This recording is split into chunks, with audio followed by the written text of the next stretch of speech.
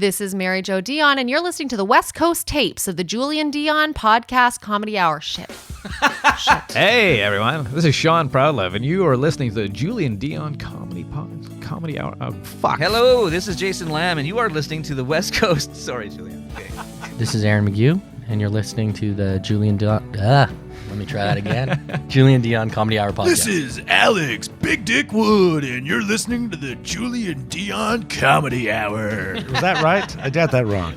What was it? The Julian Dion Comedy Hour Podcast. You know, this would be so much better if you were high. If you were high. If you were high.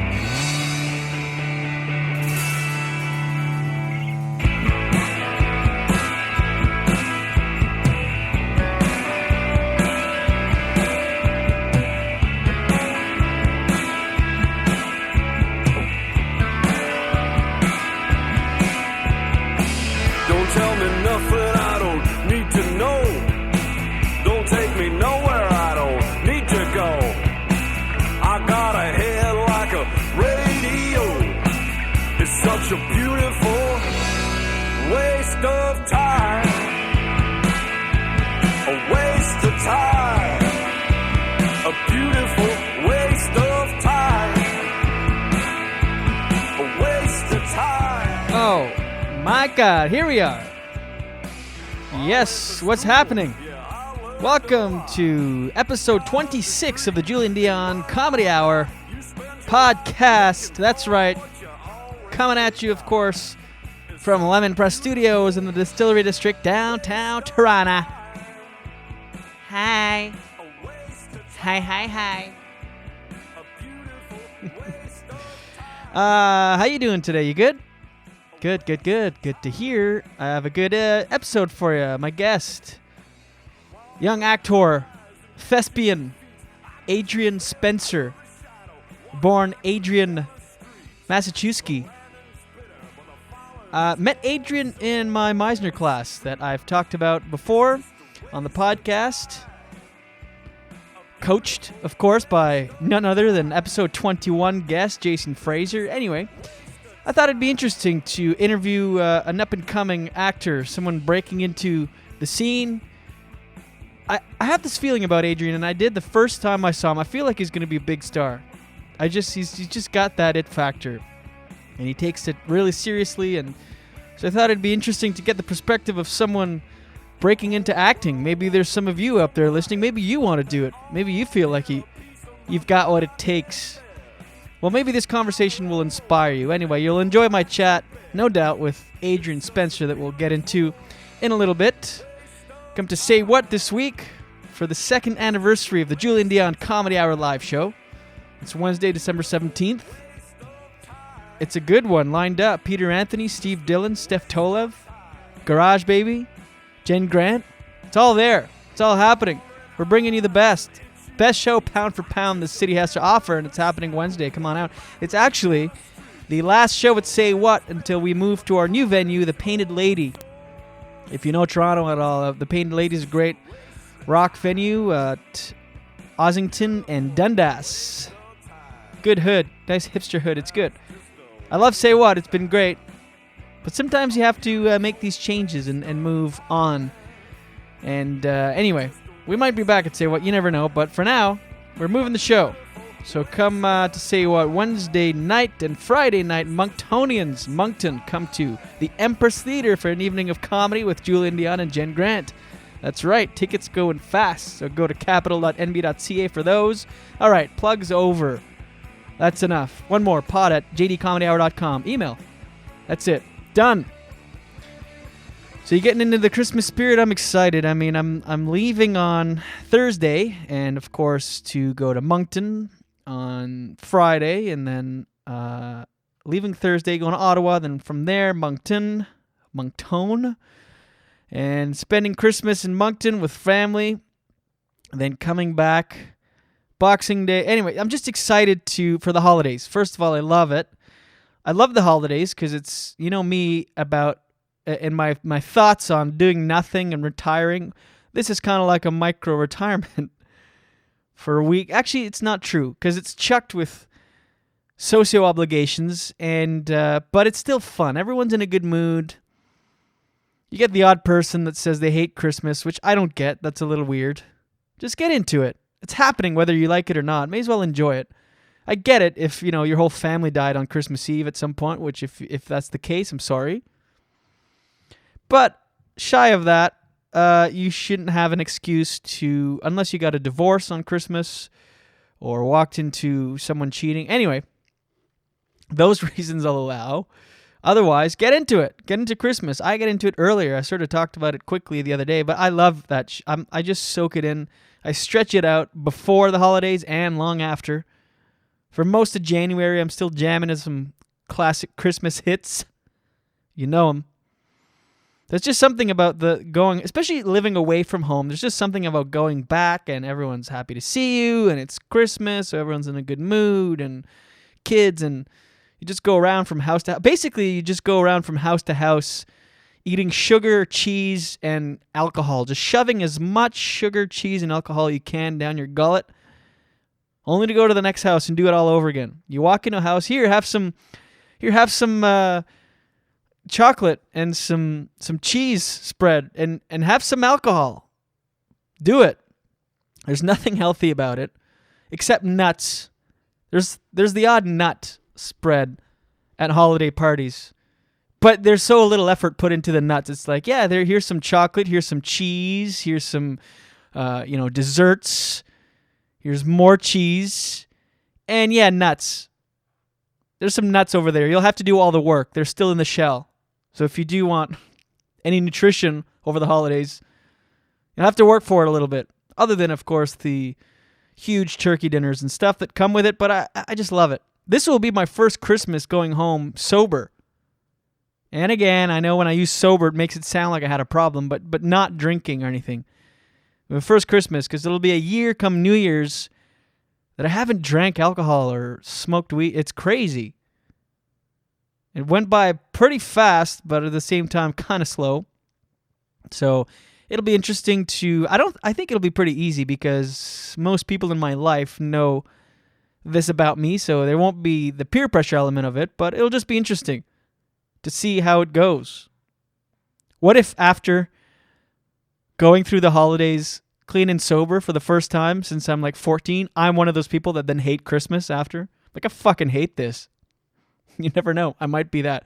So I'm going to add one more to the list, maybe.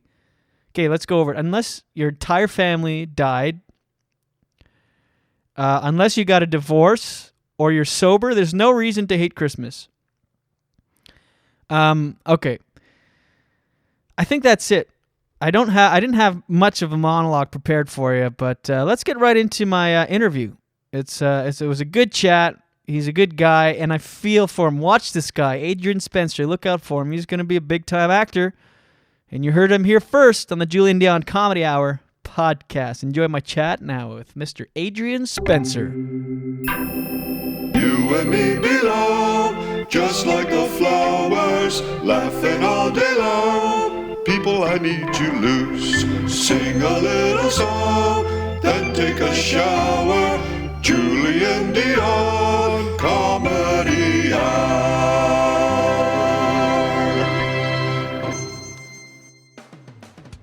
This episode of the Julian Dion Comedy Hour, that's episode 26 with Adrian Spencer, is brought to you yet again, always, every time by Echo One Photography. That's right, Toronto listeners, GTA folk, this is for you. If you're a musician or actor or comedian or person in general, are you a person and listening to this? Well, get some headshots done. Echo One can get you some great headshots. Also, if you own a business in the GTA and looking to get some product photography done for e-commerce or advertising purposes, look no further. Stop looking. Stop looking, because Echo One, guess what, does that too. That's right. Email Eugene today. Do it up. Eugene there at Echo One. Email EUGENE at echo1photography.com. And enter JDCH in the subject line. Do it today. Ew. Okay, my guest today. He sits in front of me in Lemon Press Studios. He's a gentle sir. He's a kind sir. He's a new friend, I would say. He's an actor, up and coming, thespian, doing it, struggling, which we talked about earlier. He doesn't like the term struggling, and I don't either. Adrian Massachuski, a.k.a. Adrian Spencer. That's the one. That's the one. Adrian Spencer. Massachuski is simply too difficult to spell and to pronounce. Should I edit that out? It's all right. It's all right. I go by both. All right. Adrian Spencer is in studio, and I wanted to have you here. Actually, since the first time I met you, I thought it would be a good interview because you're taking acting very seriously. Indeed. This is your chosen career path. And I think it chose me, but... it chose you. See, again, this is what I mean by you taking it seriously. Yeah, very much so. And first time I saw you, I thought this guy's going to be a big star. Seriously. And I still think that. Oh, thank you so much. And so I think it'll be good for the podcast eventually. It's like having a young Tom Cruise in your... But yeah, I do think you're going to be a big star. Adrian, for those who don't know him, we're taking the same class. This is how we met. The Meisner class with Jason Fraser, who I've had in studio, and the same class that I've referred to many times in the monologue. I do a little monologue before each show. Fantastic. And so I've talked about it before. And yeah, first time I saw you, I'm like, you just have that look. You look like a Degrassi jock, kind of like just a good-looking kind of guy. You could play a wide range of ages. Thank you. Because you're 24, and I feel like you could play... Because you go out for younger roles, too. I did. I recently went out for a callback for a feature film for a 17-year-old. And then just an hour ago, I was out for a TV show for a 30-year-old. So there you go. I don't know. Maybe that's a bad thing, but we'll see. I think it's a good thing. Range. Let's talk a little bit about your background. Sure. You're from Toronto. I am. Born and raised. Born and raised. Where did you go to school? I went to a public school called Swansea, which is in Bloor West Village. Mm-hmm. And then I went to high school at Humberside Collegiate, which is also in that area, High Park, if you guys know where that is. Mm-hmm. And then I went right away to Western University for business. Wanted to be a businessman. Western, that's in London? Yes. Yeah. Formerly University of Western Ontario. Right. Western University now. And then about halfway through my degree, I sort of had I don't know, I wouldn't say an epiphany, but certainly something that just made me want to change it up very quickly and drastically. And I always had a passion for acting and whatnot, but I didn't quite get into the acting thing until I finished the degree to make my parents happy. You gotta satisfy the parents with the plan B. Of course. Well, they're in a film business as well, so I spent a lot of years working in production. That was my next question. I was going to ask, like, where does this passion come from? You said you were always passionate about acting or the industry. So you do come from a show business family, more or less. Yes, Let's talk about that a little bit. Of course. What do your parents do? Well, my dad is a producer and director. If you've ever heard of the TV show Man Tracker on OLN. Of course, Man Tracker. Yeah, so if you read the credits, sometimes you'll see my name in there, but that's his show. So since I was 18 years old, I was... So he created it? He created it, yeah. He came up with it all on his own. And what's your dad's name? His name is Ihor Massachuski. I can spell it for you, but I'd rather Ihor not. Massachuski. Cool. Yeah. What is that background? It's Ukrainian. It's Ukrainian, fuck, yes. I was going to guess. I wish I'd have guessed. I'd have looked really smart. The last name, I think, is actually Polish, but if you want to know the specifics, any name that ends in SKI is Polish, and SKY is Ukrainian. Oh, shit. Okay. So, but yeah, it's Polish-Ukrainian, but Ukrainian. Mm-hmm. Yes. And only half, though. Only the bad half. Cool. And he created Man Tracker. He did. And you said your name is often in the credits. At what capacity? Oh, assistant, baby. Locations assistant. I got to do the odd camera work when it wasn't too important. How that? I mean, I imagine, having seen the show, that's challenging camera work because you're in the bush. You're following people. It is. Those guys are pretty badass in there. They're basically Navy SEALs running around, and then everyone's always asking, well, how come Tracker will see the camera guys? Well, the only thing I can say is if you're there and you see these guys and how good they are and what they're wearing and their skill level, then then you won't ask that question anymore because you'll be like, okay, I get it. These guys are quite skilled. Yeah. I mean, for those listeners not knowing what the premise of the show, it's let's just describe a little bit. So it's this guy, Man Tracker, and he's on a horse. Yes, he is. He's often with someone else, right? Yeah, so he gets a sidekick from each area. So they shoot all over North America, ranging from Hawaii to California to northern BC, even across to Cape Breton and the Maritimes. And so basically the Man Tracker goes into this location, gets a sidekick who knows the area, and then two, city slickers who think they can outdo him, get a bit of a head start. And it's over 2 days, and it's basically cops and robbers for adults. It looks a lot of fun to be a part of. Yes, when you're watching the show, I'm like, oh fuck. Yeah, and a lot of people they love it, and they always ask me when's it coming back, and I wish I could give them an answer, but is it coming back? There's some rumors, but at this moment, I don't think anything is in the works. It's on hiatus. Just call Rogers, let them know. Yeah. And what's his background that he's so good at tracking people? Search and rescue, I believe. Yeah. I'm not too sure, but I know that they went through a bunch of interviews, and what a lot of people don't know is there was an additional season where they actually had an hour-long episode because the original Man Tracker had to leave, and so they had to interview a new guy, and so they actually shot an entire season with this new character. But they're both incredible in the wilderness, and they know their way around. And it's for 2 days. So what do they do at night? Like, is it... You camp out. So you camp out. Yeah. So when you say 2 days, it's actually 48 hours. It's not like 2 8-hour days. It's like... I think it's actually 36 or 38 hours total. Crazy. You know what? I could be wrong. I should know this. Actually, it's kind of embarrassing, but I know that there's you know what? It's 36 kilometers, I believe. But do not hold that as the truth, because what do you mean? Where 36 kilometers? They have to get to a certain point before Man Tracker tracks them down. They know where they're going. The tracker doesn't, but they start the show with a flare just to kind of let the Man Tracker know that he's in the right neck of the woods, and then they have their little head start, and then off to the races. It looks like a lot of fun. It is. And so talk about a little bit the behind the scenes there. So there's two people. What size of crew do you have following the two people that are being tracked? Oh, it's a very small crew. There's a director, producer, a handful of cameramen, assistants. But at the most, there's probably only 8 of us, and we go into remote locations. So we're staying at tiny little motels or bed and breakfasts sometimes, even where people will just have us into their home, and it's almost just like staying at your grandpa's or something like that. It's kind of cool.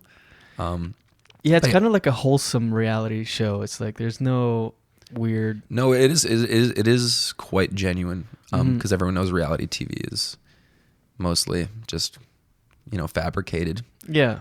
But this one is truly, like, the people are truly scared when they see this guy. Yeah. Like, if you watch the show, great reactions by the people the first time they encounter him. Their heart rate is certainly elevated. Do they see him at all before? No. Not at all. So there's no like, you don't brief together before. No, that's a tactic for sure. That they don't want to give away the thrill. Right. Because when he's on his horse and he's wearing his hat and sometimes guy. the trench coat, it's quite scary. Yeah, he's a And what about the cameras that follow him and his assistant? Are they like on horses as well? No. So they're all on foot. There's 2 guys that go with the prey, and then one guy who goes with the tracker and the sidekick, and they're on foot, fully decked out in camo, as close as you can get to a special ops looking kind of guy. Yeah. And the guy who actually designs the course, his name's Lawrence Foster, and he is an ex-military trainer who. He could, run for days. Yeah. So it's quite inspiring to see that. That's cool. So you started working on that when you were 18. Yes. So 18. that kind of gave you the bug. What about anything before that? And what did your mom do? Actually, before I was born, she was an actress for many years on commercials and TV shows. Her name is Susan Spencer, and right now she works for my dad, simply doing accounting sort of stuff. I suppose I'm not too sure. But now that the show's on hiatus, I'm sort of pressuring them to get something going again, because then, maybe I could sneak on there somehow. Yeah, because when the show was on, you weren't into acting yet, right? No, I wasn't. I only really began the acting the moment I left university, simply because I wasn't in Toronto, and you want to be, of course, where all the auditions are, and and find an agent. So I guess the moment I left, I just had this desire, and I had to do it, and I sort of knew how things worked working in production, so I just said screw it and got some headshots taken and haven't looked back since. So that was the first step. You graduate, you move back home, come to Toronto, and I mean, I imagine there's got to be some benefit to having a father that's a creative producer and a mother that was an actress before. Of course, and many people think that's like fantastic. You know, they must open a lot of doors for you. But to be honest, in the film and TV world, they aren't really in that as much. So I've basically been doing this all on my own. And they're of course very supportive, and it's great having a film background because, you know, doing a self-tape or doing a little demo is incredibly easy. Yeah. And even just knowing how it all works on production, it just makes it a lot easier when you do book a job and you show up on set. You're not a fish out of water. Totally. Walking around, you know, acting like a complete jackass. And, you know, you just want to be keep your head down and just do your job and some show the director familiarity there. Yeah, just let the acting do the talking. Right, because I mean, when everything's new, and on top of like being a new actor, then going into, like you said, being a fish out of water, it just makes it extra torture. Yes. It makes an already hard thing that much harder to just feel like, what do I do with my arms right now? Where do I go? Where do I stand? Right, or even just how to behave in between takes. I know a lot of young actors are quite, I don't know, full of beans sometimes, and they might say something stupid or you do something that's just not appropriate. For sure. I don't know. It's I don't know. So yeah, I mean, obviously it does help in that sense, you know, having the parents that you have and just, again, being familiar with things. But I mean, that only helps you to a certain way. And like you said, you have to bring it when you, you know, certainly do.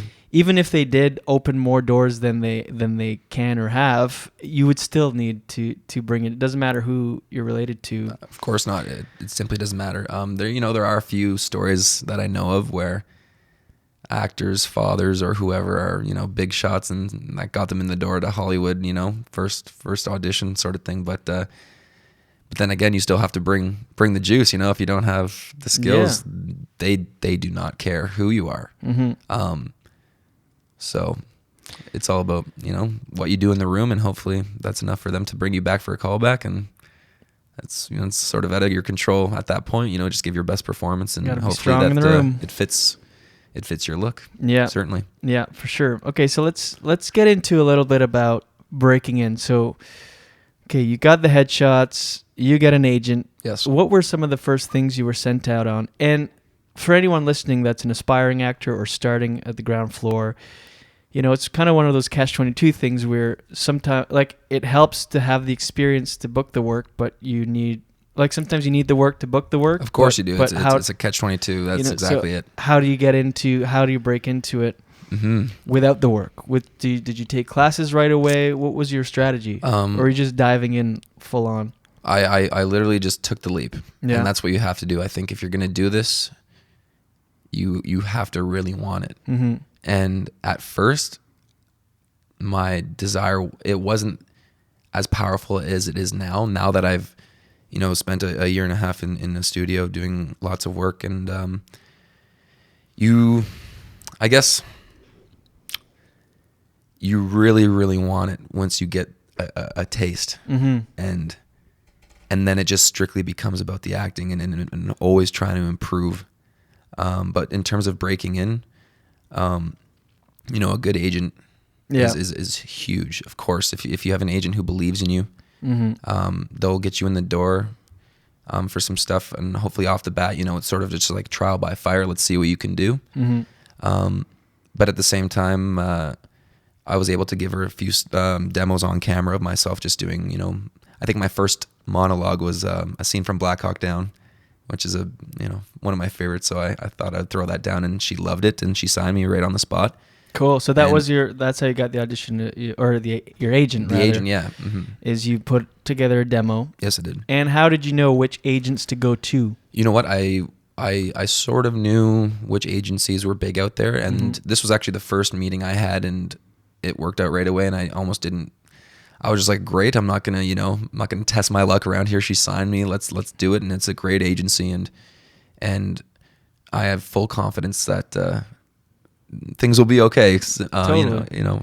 And what's your philosophy on agencies? You said the biggest ones. Some go for the biggest. Some go for boutique agencies. That's true. Where they can focus more on individual talent rather than a giant pool of people. That is true. Did that come into play at all when you were trying to choose an agency, or are you just trying to go for most recognizable names? I don't think I was in a position to be picky. Right. Simply because I was literally a nobody. Mm-hmm. But I do know that some of the smaller boutique agencies who do have a lot of high profile clients is what a lot of people like, because a lot of focus is on them. And right. My agent, she has quite a lot of actors on her list, and for a long time I was bottom of her roster, and after a while sometimes they almost can forget about you.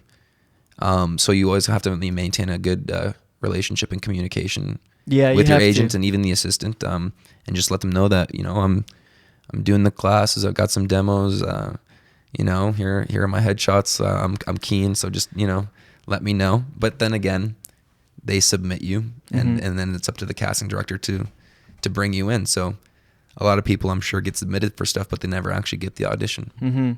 Do you think it'd be important or wise to get known amongst the casting directors on top of your agent, so that they can, because again, it boils down to people. Mm-hmm. That is probably, you just hit it right there. Casting directors are your best friends. Yeah. And if they like you, they'll bring you up for a lot of stuff. And a few casting directors have sort of taken note to me and keep bringing me in for stuff. And I'm not necessarily booking everything off the top, but I can feel that, they're sort of scoping stuff out and sort of championing me, right? And in hopes to one day land something that does fit my criteria, because it's their their name on the line too. If they bring you in for a show and you're not ready, or you don't fit the part, so everyone's very careful. So that's of course where the catch-22 comes into play, when they know you can act, but you might not necessarily have the credits where the producer would say, or two people here can act, this person's been on a few union shows before, so why don't we just take the safe bet? Mm-hmm. And that is, I've heard, slightly different from how things are done out west, in Vancouver and LA, where sometimes they might look for the next sort of big name, but a lot of times in Toronto, I've been told it's sort of a blue collar mentality where you just got to put in the work. Yeah. And do your time, I suppose. Just do your time. Yeah. That goes for every sort of field. Of course. How would you suggest people get in front of casting directors? Is it just do it, get sent out as much as you can, and eventually a wider range of casting directors will see you? Or is there a strategy out there to be seen or knock on doors or anything, or it's just doing it? I'm not honestly too sure. I wish there was a strategy where I could knock on some doors, because I certainly would be.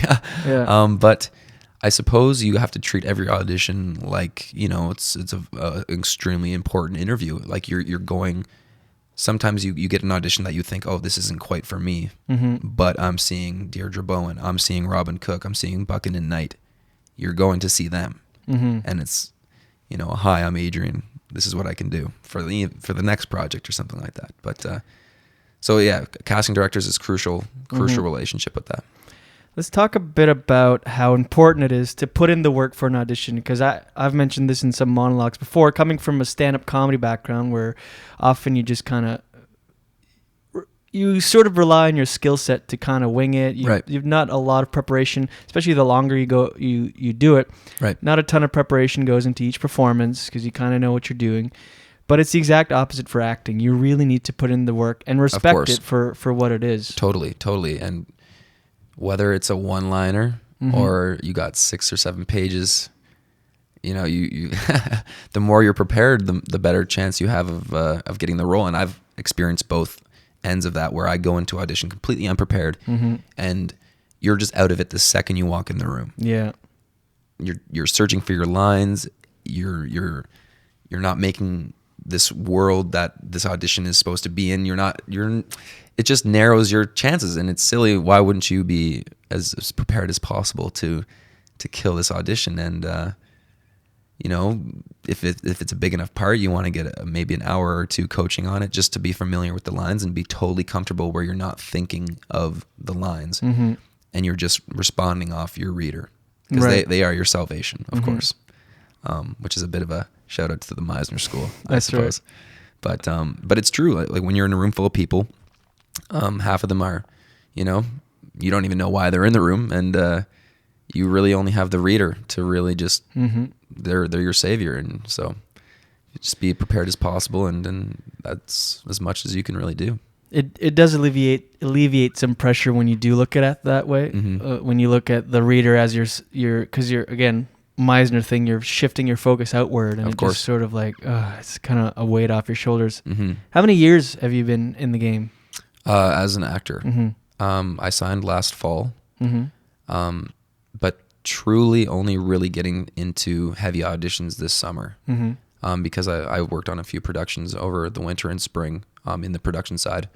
And when you're on shows like that or feature films, you have no time to do anything else because it's 12-hour days minimum, and there's always stuff to do. So it's tough, and that's one of the things about being an actor is balancing trying to earn a living and being able to support yourself, but still go to classes 4 days a week and grind it out like that.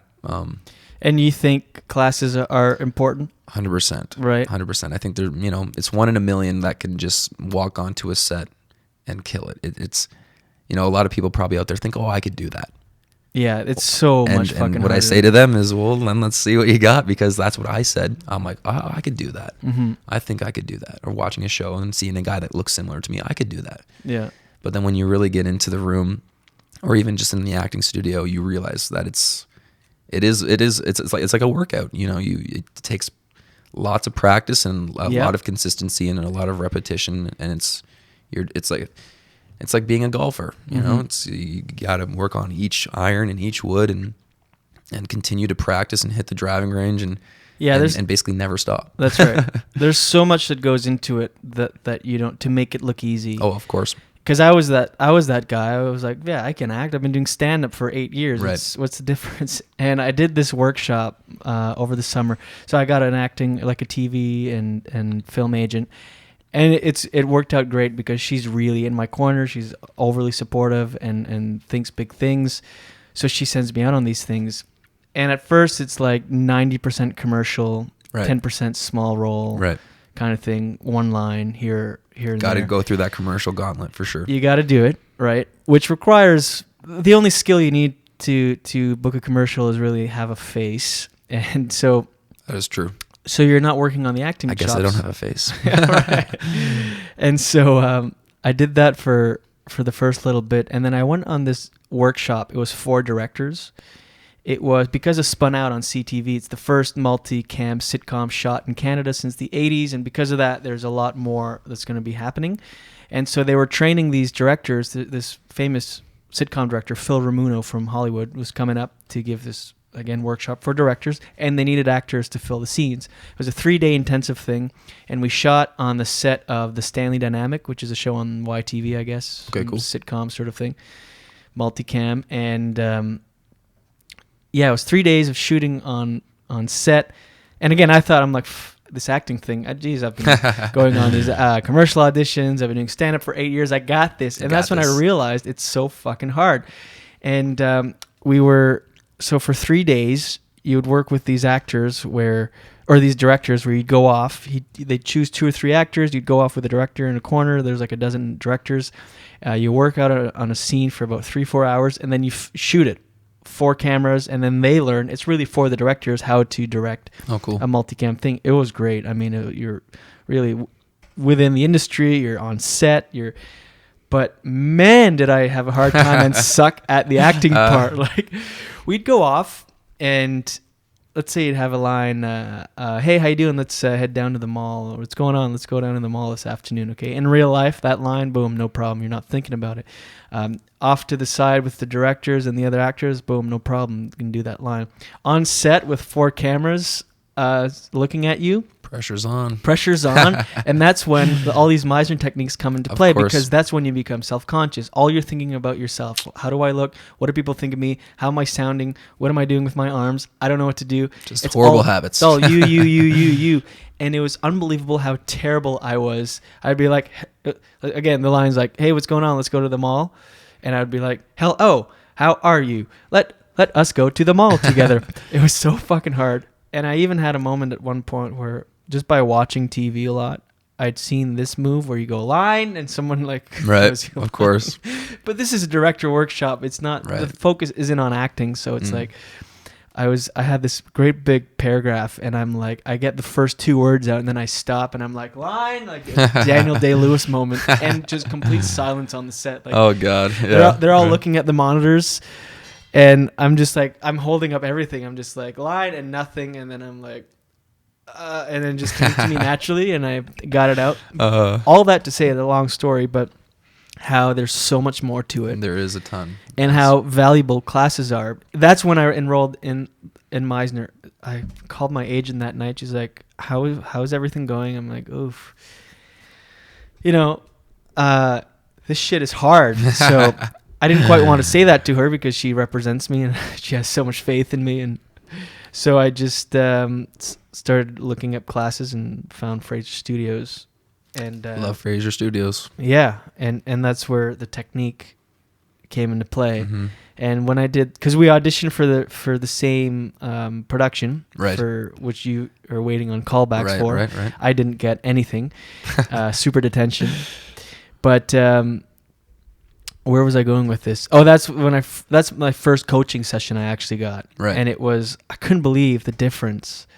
How, because you memorize a script and you have ideas of it and you think you're so constrained to it, and then you bring it to your coach and they just open up all these choices Yeah. that are available and that you can make and that you should make, and that directors or casting directors want to see you make choices.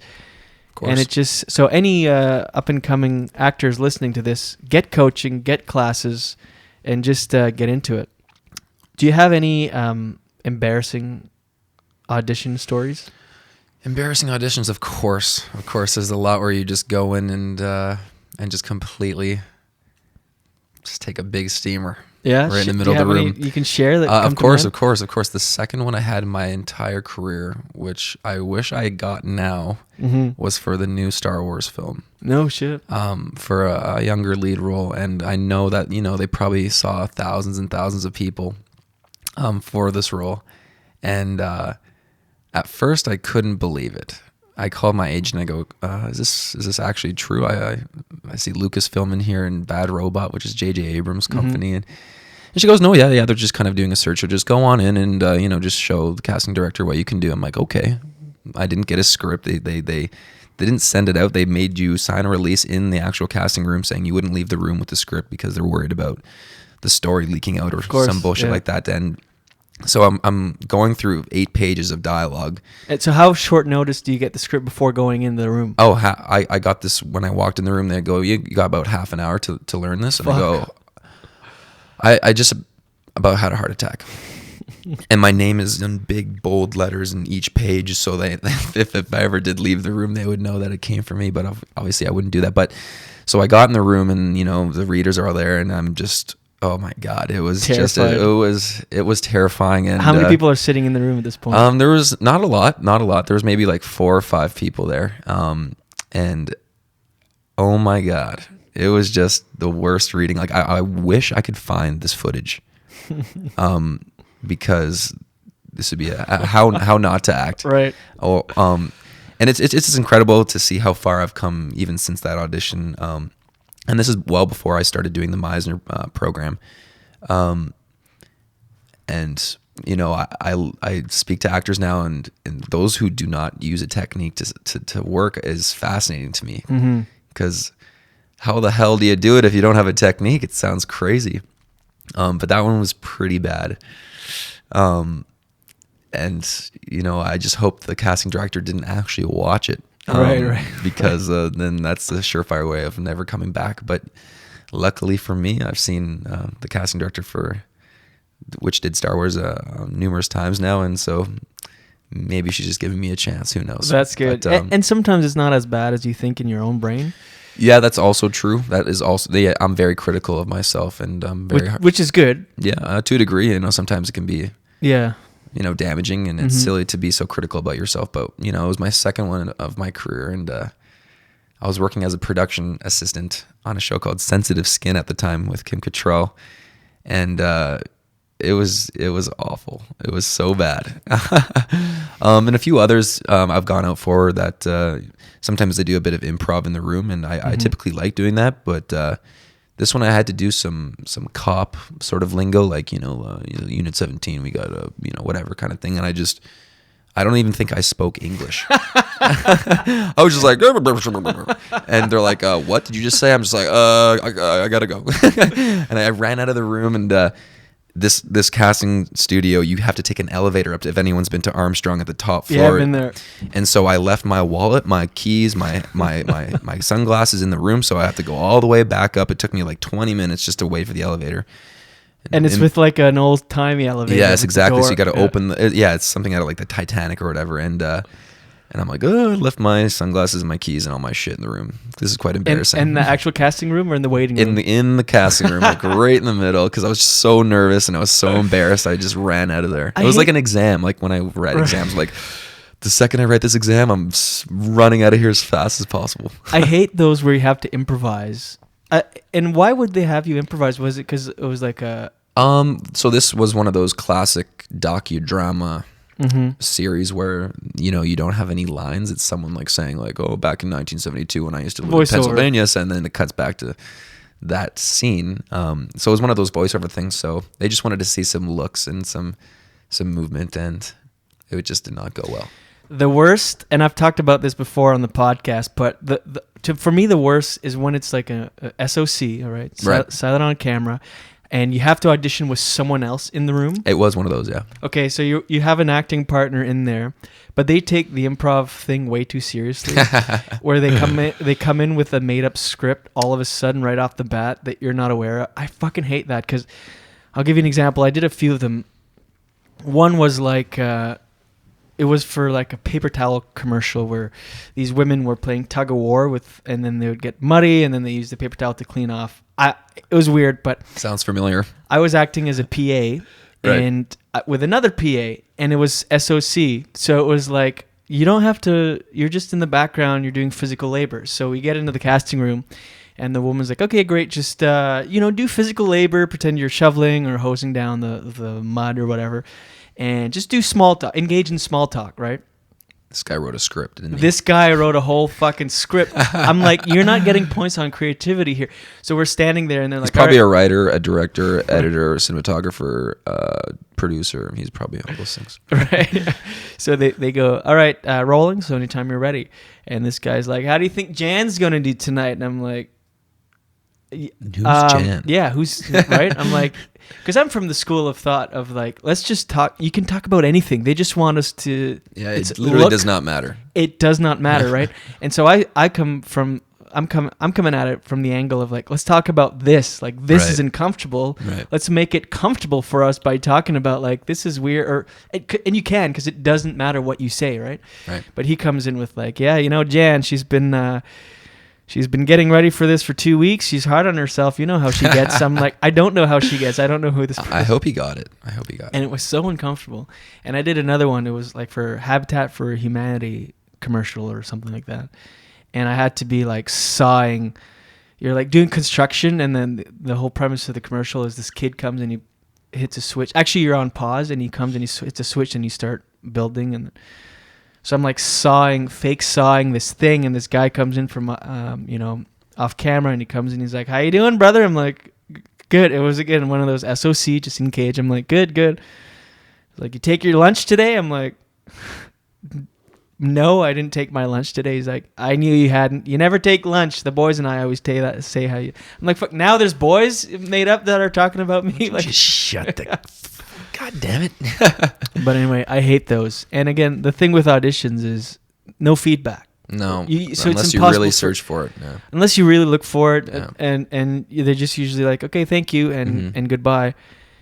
And that's why it's important to put in the work and feel strong in the room, so that no matter if you get any feedback or not, when it's over, you feel good about it. That's true. And I also think that it is incredibly important to eventually love auditioning, and to, the second you get that email from your agent, it's like a little fist bump, because you want to do the best you can. And to those who are starting out now, who may get the butterflies and get nervous and That's totally normal. You know, you are a human.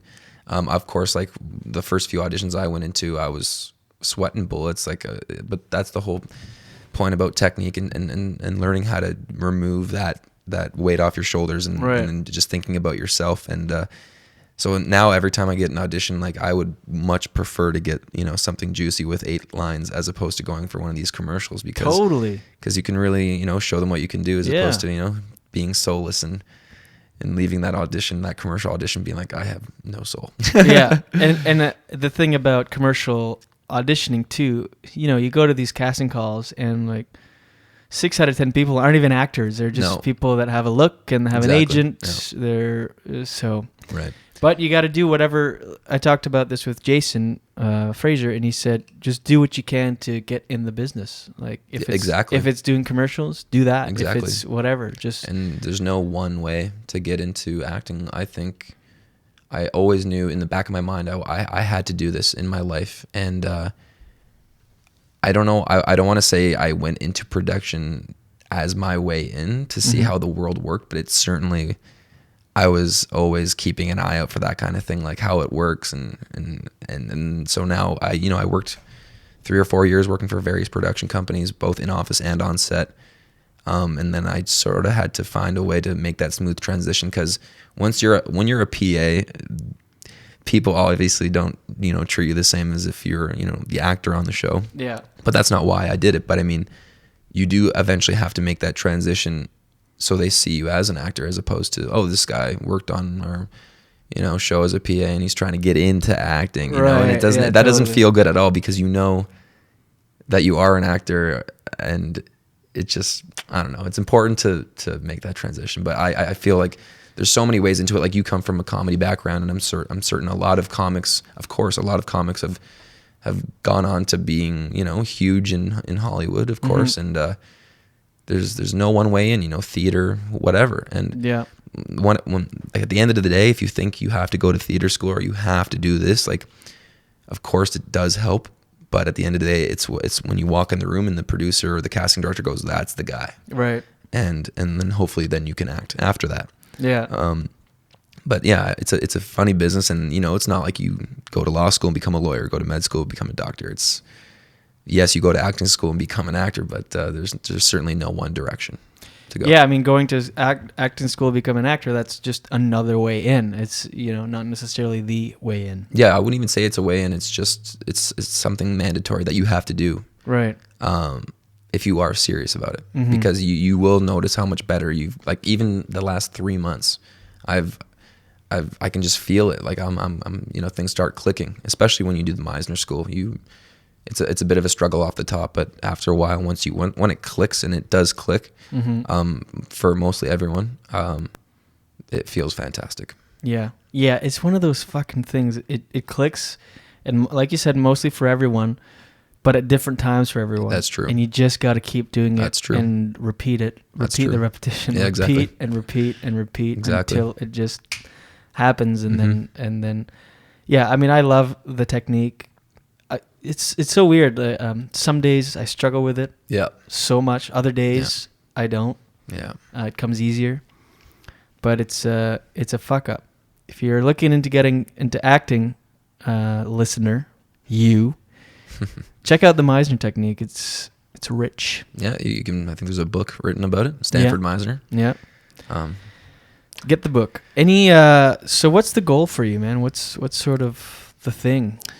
Well, I had my yearly meeting with my agent last week, and it could have gone either way. She could have said, "Thank you, Adrian, but it was a great year. I just don't think this is going to work out." But the complete opposite was said, and she just said, "Please don't leave, because this year you're going to start booking a lot more stuff because you do have to put in, lay some brick, with the casting directors." And that's what she said. She said, you're showing them what you can do, and just keep going, and eventually you will start booking some stuff, especially when you develop the relationships with the casting directors and they start to realize who you are, because they are the ones in the end who suggest you to the director, and then hopefully the director just simply trusts them and just says, okay, let's go. And being in Toronto is a great place to start because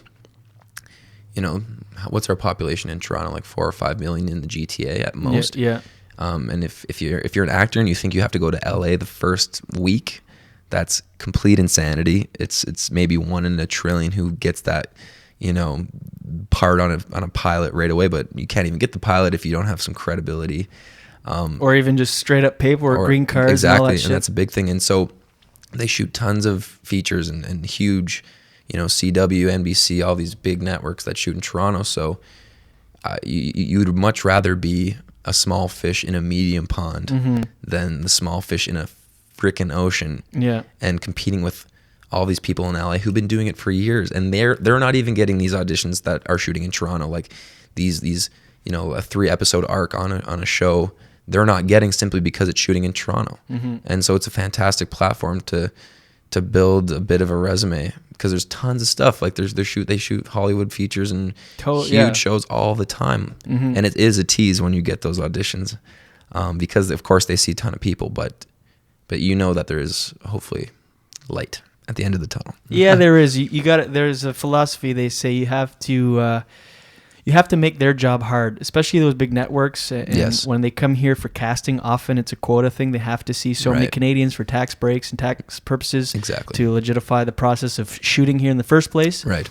So they often know the person they're going to go with or have someone in mind. But your job as an actor is to bring it, put in the work, be strong in the room, and make their decision hard. Exactly. Make them go, oh, shit. This guy's actually really good. Yeah, or even just impress them, and maybe they'll say when you leave the room, he was good, and I'm doing a series that just I think we'll bring him back for that. Yeah, maybe not for this one, but because it's a small business. It's a small business, especially in Toronto. Everyone knows everyone, and especially when you're in that tight knit circle. It's a good feeling. Just put in the work. Totally. And is the goal eventually Hollywood to get down there? I'll be lying if I said I didn't want to do that. Of course I want to go to LA. And I did get to spend a bit of time there doing production, and I've been always looking for an excuse to go back. But I know just for the future, I'm going to be in Toronto for at least a year, just kind of grinding it out with my agent. And that's why she said, please don't go anywhere for a year. Because it's important to have that confidence from your agent as well, and it does feel great, because when you're uncertain and then they let you know that because they don't want to waste your time or their own time, so they're not going to sugarcoat it. Hopefully they don't. The future is optimistic, but the end game ideally would be getting just a meaningful role that is something juicy that you can earn a living off, of course, who no one wants to be an actor and have to have a second job, of course. And that is, I guess, the dream. You're getting paid to act or to be an actor. And it's, once you get that kind of thing, I don't want to say it's all luck, but you should feel lucky, because no, it's not all luck, but there is a bit of luck. There's a bit of luck, but I think the end game, who wouldn't want to be doing big Hollywood features? And, you got to stay optimistic, but I also like to do productions, stuff like that, and write and direct and whatnot. So I'm sort of pushing each piece of the chessboard forward slowly, one at a time. Yeah. And I love that analogy, because it's just each piece is a different part of your career, and I'm pushing the acting piece up a bit on this side, and the directing one on that side, and just trying to stay in the business no matter what. And because if you're passionate about it, I think it's crazy to give up if nothing works for, like, if something doesn't work out for you in the first year. A lot of people do quit, and think when they're impatient about it, and I think that's silly, because if you take a look at any guy or girl on IMDb who's I guess made it, if you want to say, you look at their resume, and it sometimes it's 10-15 years before they finally get that big part. But hopefully I can shave a few off that. Of course, we all want to, but it's that thing where we talked about before, turning on the mics, where those people that are take 10-15 years, they're qualified as struggling actors. They are, but it's not even it's not a struggle, really. I mean, it is, by comparing it to making it, but the process along the way is so much fun. It is. And you meet new people and you learn all the time and you grow within the business. I mean, that's just a fucking dream. It is. And struggling is an interesting word, I guess, because and we did talk about, are you a struggling actor? Like, well, what exactly is struggling? Like, maybe that is when you're going out for 10 years of auditioning and you don't book a single thing. I guess that would qualify as a struggle, right? But at this point, especially if you're a young actor and actress, you do have to have a few years of putting in the work and just getting yourself known. And that isn't struggling. You're making incredible progress, especially if you sign 1 year and the next year you're getting callbacks with the biggest agents in Toronto. That's not struggling. I don't think it's I don't know what the word would be, but certainly not struggling. Mm-hmm. Do you think a career can be made or had in Canada?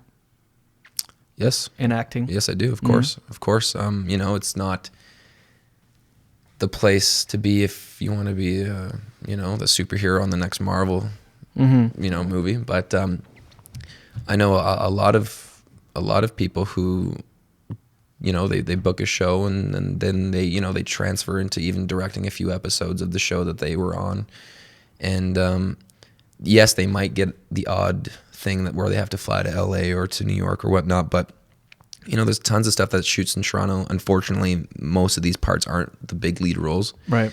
But I think certainly, like, even if you book a TV series, that's young single guy like myself, that's more money than I'd need. Yeah. But I certainly think there is, but I think it's also important to be well-rounded.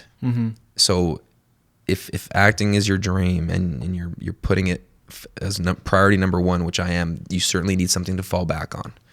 And that's just reality. Because a lot of people do this and they just simply do not make a career out of it for whatever reasons.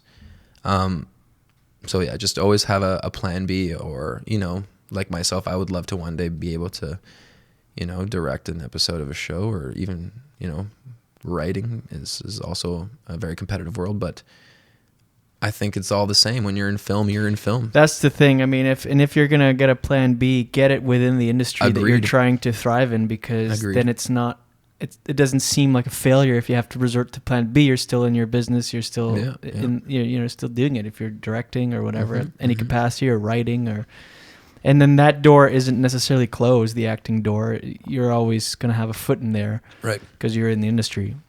But I'd say to anyone who's on the fence about doing it, what really got me into it is just think about when you're, an old person and you look back and you said, I wish I took a stab at that, because you get one life, and you what's the point of having that regret down the road? Like, at least you gave it a shot and give it 100%. Don't do it half-assed. Like, don't want it, but like sort of want it. Like, a lot of people, I'm sure, they just want to be an actor because they think it's a cool thing to do, or like famous, like exactly. Like, if you want to be, okay, first of all, anyone who's out there who wants to be an actor, if you want to be famous, do not do this, because you will not get work, simply enough.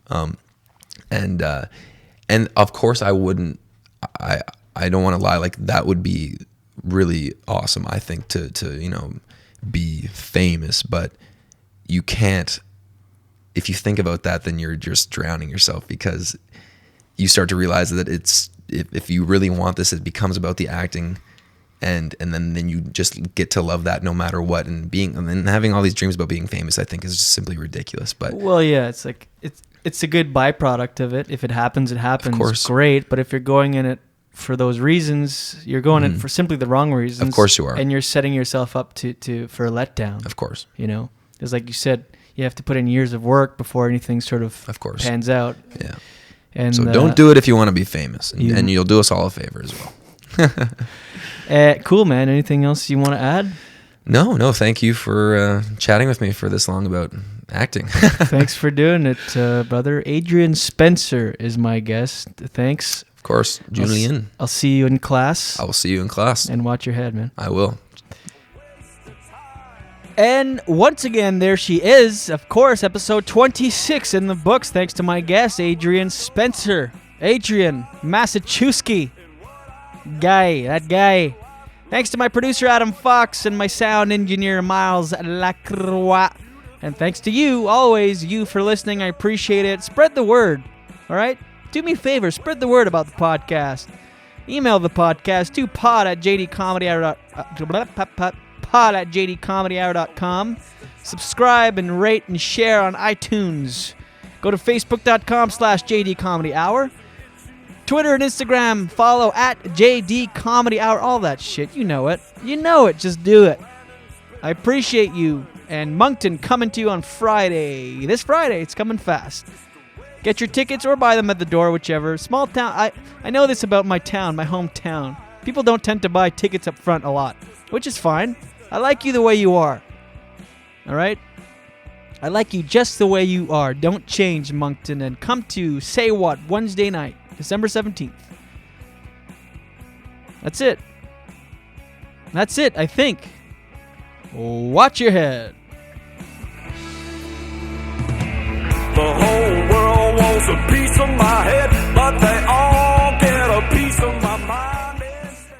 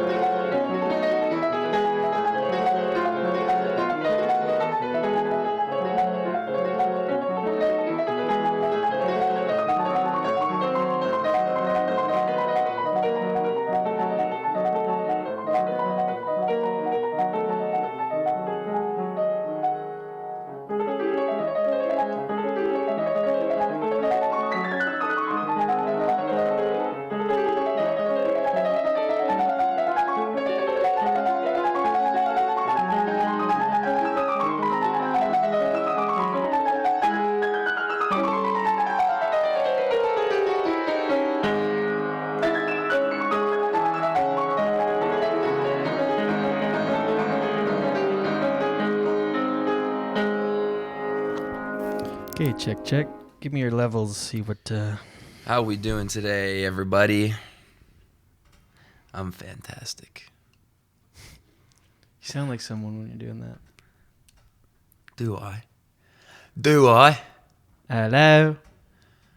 Oh, you know, it's all right being in a band these days. You know, I've got to travel around the world, see brilliant places and meet interesting people and play the music I love. And that's what I want to do for a career. And I'm lucky enough to be in this position to, you know, really live that through. And I'm very blessed and sort of living each day one day at a time, you know. So I'll go home and become a writer. You sound like Russell Brand. I like having sex. It's awesome. Have you tried it? No. So get right in there. Get as comfortable. You can adjust the mic in every which way. You kind of have to eat it. Kind of have to eat it.